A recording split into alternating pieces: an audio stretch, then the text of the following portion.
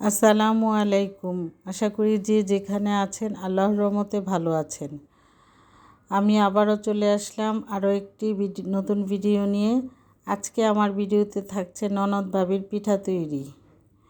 এখানে আমার ননদ চালের গুঁড়ার খামির করে সে সুন্দর করে মেখে নিচ্ছে।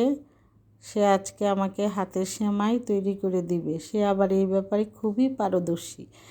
দেখেন সবাই কি সুন্দর করে কত দ্রুত সে সেমাইগুলো কেটে নিচ্ছে। আমার আবার এই গুণটা নাই, আমি আবার এই সেমাইটা বানাতে পারি না। সে অনেক দ্রুত অনেক সুন্দর করে সেমাইটা কাটে এটা, এবং সাইজটাও খুব সুন্দর হয়, এক সাইজ করে কাটে।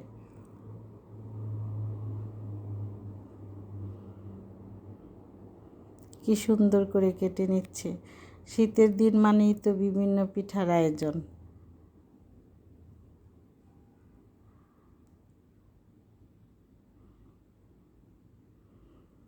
আমরা যখন ছোট ছিলাম দেখতাম মা চাচিরা সবাই একসাথে অনেক ধরনের পিঠা একদিনই তৈরি করত।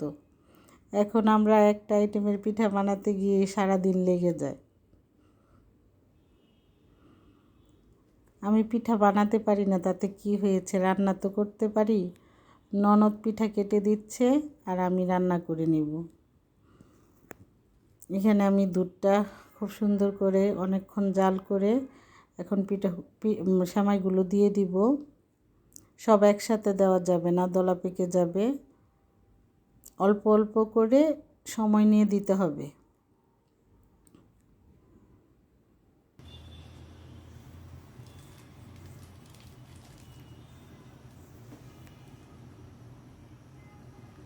একটু আস্তে আস্তে নাড়াচাড়া দিতে হবে যাতে হাতের সেমাইগুলো ভেঙে না যায়।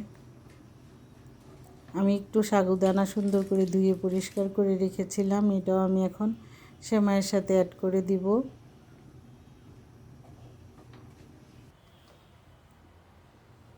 এখানে আমি খেজুরের গুড়টা গলিয়ে নিয়েছি। এখন আমি সেমাই দুধের সাথে গুড়টাও মিশিয়ে নিব ভালো করে নেড়ে চেড়ে।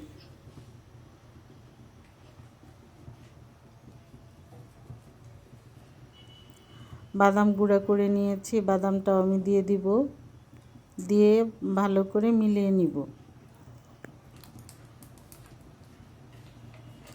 স্বাদটা আর একটু শাহি ফ্লেভার আনার জন্য দিয়ে দিলাম ঘি। ঘিটা আপনাদের ইচ্ছা, কেউ চাইলে দিতে। ঘি ব্যবহার করলে একটু স্মেলটা ভালো আসে, খেতেও অন্যরকম একটা টেস্ট, ঘিয়ের একটা ফ্লেভার। এই পিঠাটা কারা কারা পছন্দ করে খান, শুধু লবণ আর চালের গুঁড়া, এখানে আর কিছুই দেওয়া নাই। এটা আমাদের গাজীপুর জেলায় মেরা পিঠা বলে। এখন আমি পিঠাগুলো সিদ্ধ করে নিব। একটা হাঁড়িতে আমি পানি গরম করে নিয়েছি, গরম পানিতে আমি সবগুলো পিঠা দিয়ে দিব।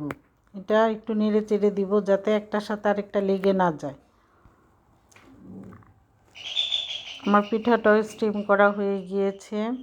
আমার ভিডিওটি কেমন লেগেছে অবশ্যই কমেন্ট করে জানাবেন। সবাই ভালো থাকবেন।